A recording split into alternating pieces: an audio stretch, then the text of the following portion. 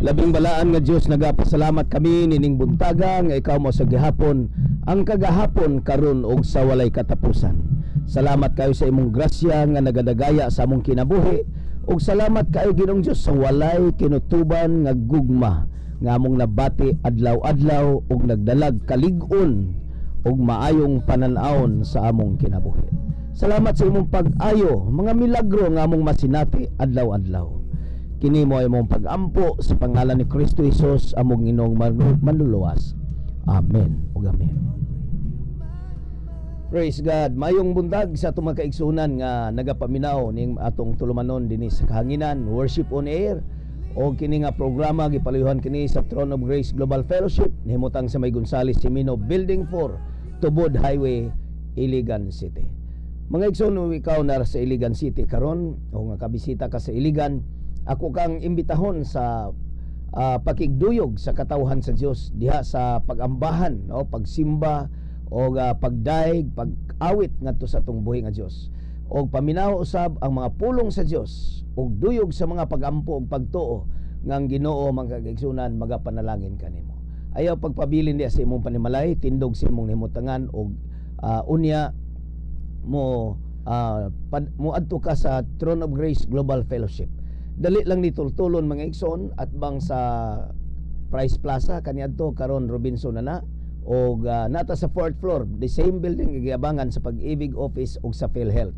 Saka lamang og naay mga ushers nga mo timbaya kanimo, mo abi-abi kanimo, unya mo alalay kanimo ngadto sa lingkuranan. Welcome ka 9 o'clock magsugod karong buntag mga igsoon, og unya matapos kini may alas 11 or 11:30 karong buntag. Welcome ka og di ka may gawad nig-abot nimo tungod kay naay mga ushers nga magahulat kanimo igsoon. Og sa Wednesday 6 o'clock ta sa gabi, Sabado 6 o'clock sa buntag. Og ang youth service every Friday 6 o'clock sa gabi mga igsoon. Welcome ka bisag unsa imong relihiyon, bisag unsa imong pundok, wala kini gipihig basta kay ang atoa maong pagsimba sa atong buhi nga Dios mga igsoon. Nagpasalamat kita kagahapon mga kaigsunan, nagdala kita mga pagkaon ngadto sa mga kabataan sa Santiago, og unya ang happy belated happy birthday no ngadto kang Miss Pajin Isik, ang ako ang kong anak nga kaigsunan na my only daughter, na she was celebrating her birthday last Friday, no. Gahapon extend niya dala sa mga bata ngadto sa Santiago ang mga pagkaon. So salamat sa Dios. May the Lord bless you more birthdays to come in your life, no, ang Ginoo magapanalangin kanimong dugang. Salamat sa Ginoo. Og happy listening, no, kang Sister Tess Hiniralaw. Salamat sa Ginoo nga nagaingon siya nagapaminaw kuno siya ning maong programa. So welcome and God bless you sa imong pagpaminaw na itong programa. Og daghan pang nagaingon kanatong nagapaminaw sila, di lang nato ma-mention tagsa-tagsa ang pangalan tungod kay ang atong time mga igsoon is limited.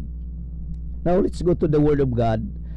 Mabasa din sa 1 Peter chapter 3 verse 15, and it says here, hinunua pasidunggi ninyo si Kristo diha sa inyong mga kasing-kasing og himua siya nga inyong Ginoo. Hain ba nagasugad o nagagikan ang atong pagtan-aw ni Kristo ingon nga Ginoo?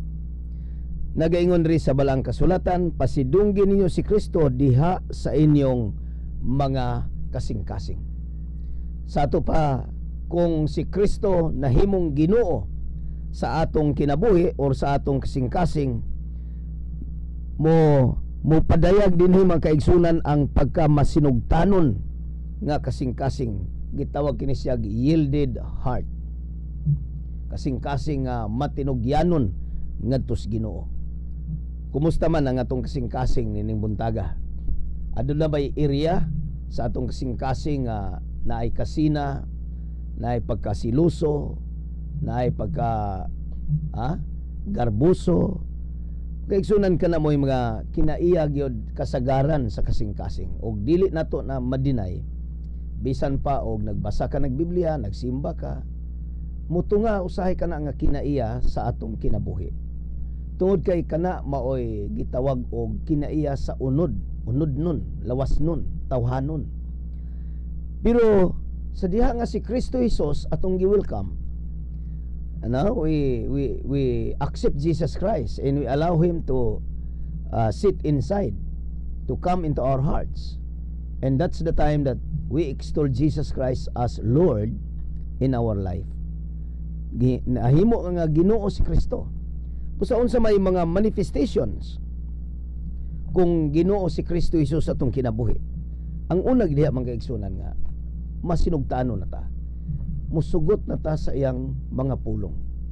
So dili ni makita pinaagi sa atong pag-analyze sa atong huna-huna, apan kini makita pinaagi sa atong gitawag og pagsugot sa iyang mga pulong dinhi sa atong kasing-kasing. Ang pagkaginoo kinahanglan makanunayon. Sa ato pa mga kaigsunan, every day, every time, every minute, every seconds, Christ must be Lord over our life. Kinahanglan nga Ginoo si Kristo Jesus sa atong kinabuhi. Now, nagsugod ang atong Kristohanon nga kinabuhi pinaagi sa pag-ila nga si Hesus Kristo Ginoo.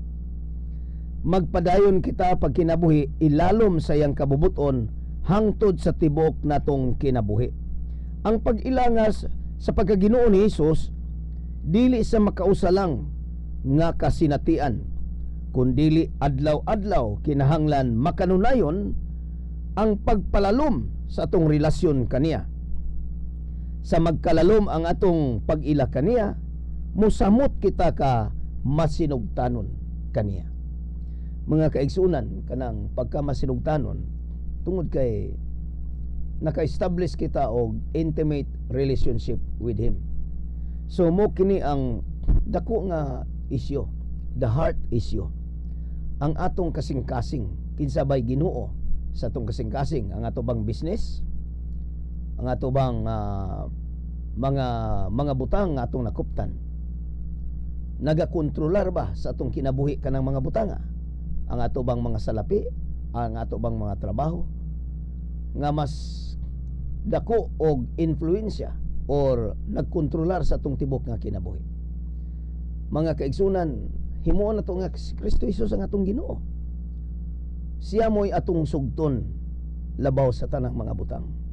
Ang Kolosas 2:6 ug 7 nagaingon, sanglit gidawat naman ninyo nga Ginoo si Kristo Jesus pag kinabuhi kamo nga hiniusa kaniya, ipatiglom pag-ayo diha kaniya ang inyong mga gamot ug ipabarog ang inyong kinabuhi diha kaniya.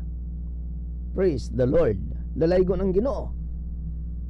Sanglit gidawat naman ninyo nga Ginoo si Kristo. Naadi ay uban mga igsoon nga wala dawata si Kristo Jesus nga Ginoo. Wala. Ang uban, ang ilang pagdawat ni Kristo manluluwas ra gyud.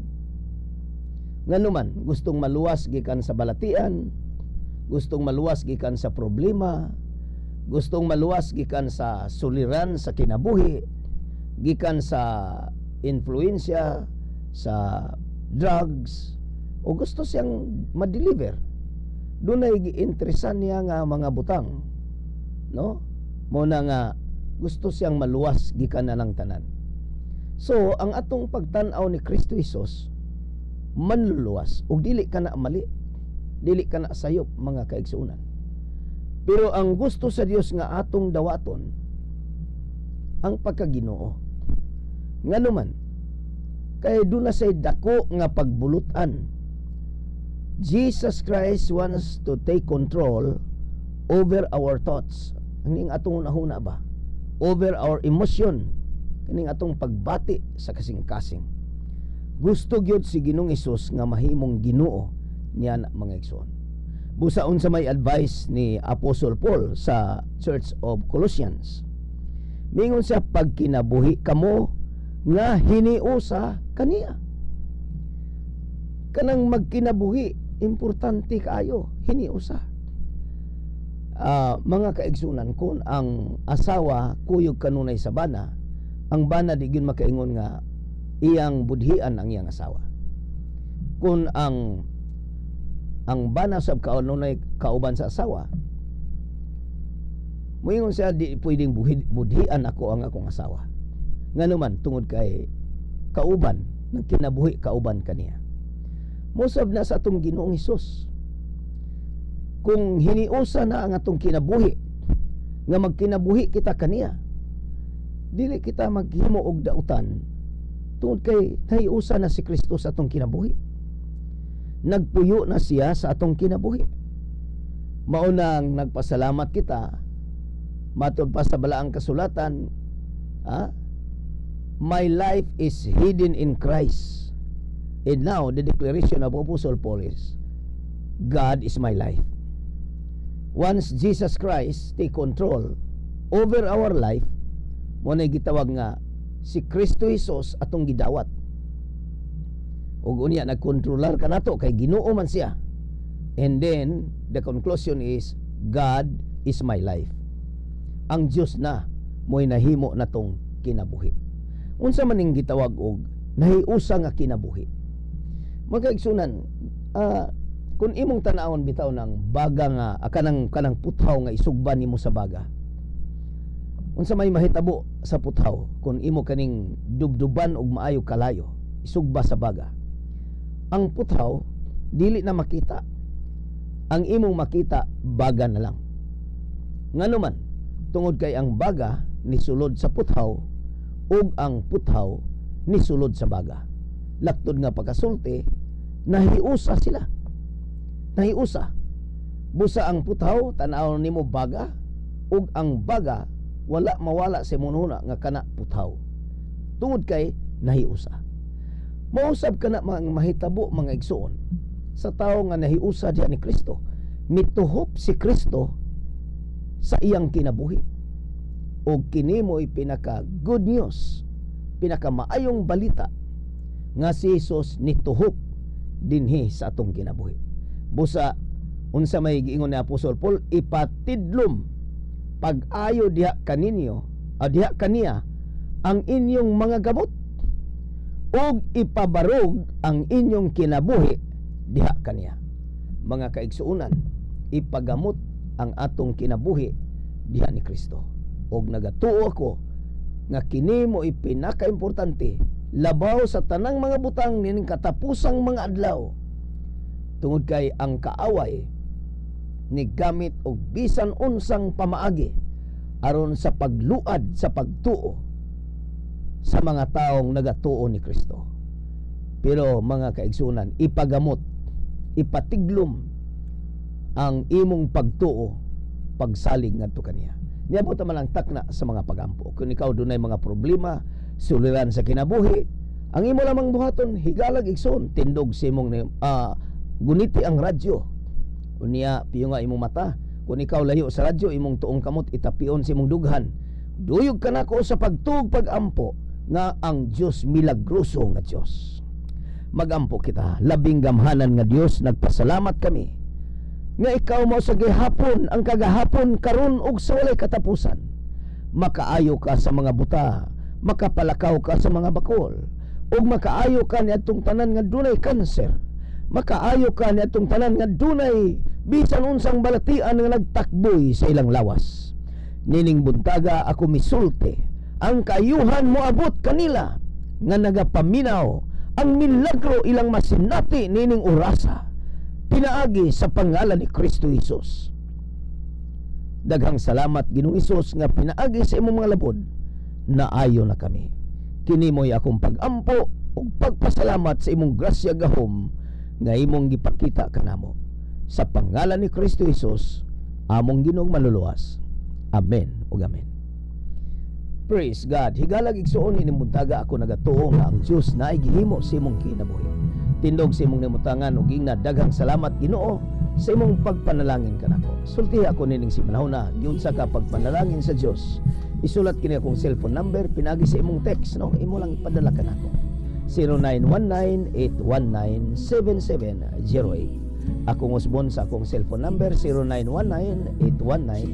0919-819-7708. Mga kaigsunan, salamat sa imong pagpaminaw ug ayaw kalimot pagigduyog kanamo, pakigibalag kanako ning adlaw dito sa Throne of Grace Global Fellowship nga himutang sa May Gonzales Simino Building 4, Tubod Highway, Iligan City. Natangtang ang atong karatulan nitong bagyo, pero dali na tultulon. Ang landmark niini mao kanang Pag-ibig Office of PhilHealth. Mga kaigsunan, naata sa 4th floor, 9 o'clock magsugod karong buntaga. Daghang salamat sa imong pagpaminaw ug ako mingon, God bless you. Kini si Pastor Rudy, nagaampo o magapasalamat sa Dios alang sa imong kaayuhan. Bye-bye. Amen.